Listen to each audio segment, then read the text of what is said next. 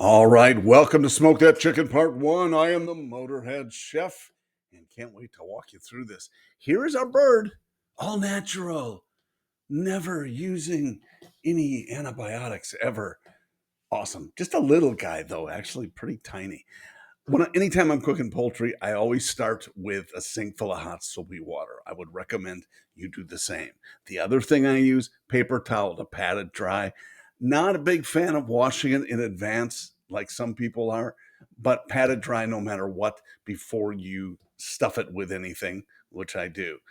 Your surface prep, well, mine looked like this because I didn't have time to do a marinade. Poultry seasoning, balsamic vinegar, had some olive oil, and then, of course, crushed pepper and Himalayan sea salt. And there is our bird, looking good, waiting for the stuffing, waiting for us to add stuff to it.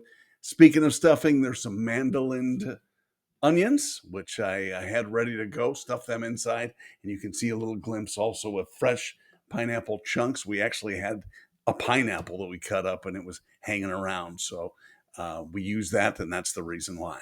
Okay, into the smoker.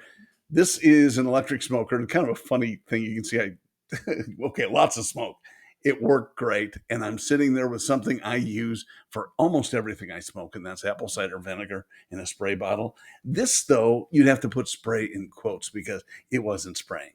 And if you heard the actual audio, it would be me getting pissed because it wasn't spraying and apparently the nozzle was clogged up or something. So I'm messing with it off camera. You can see just a little glimpse of the bird in there. Looks good. I'll show you a close up of that at the end, and then we'll get into it from there. Still nothing, and then it comes out like a fire hose. I don't care. I'm going to blast it one way or the other. And I did. And just want to get it damp. This was at about the 1 hour mark. So it certainly wasn't ready to pull off yet.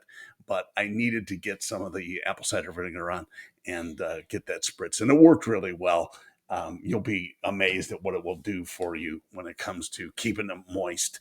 And that's exactly what we did here. And look, it's only an hour in. It just got prettier as time went on.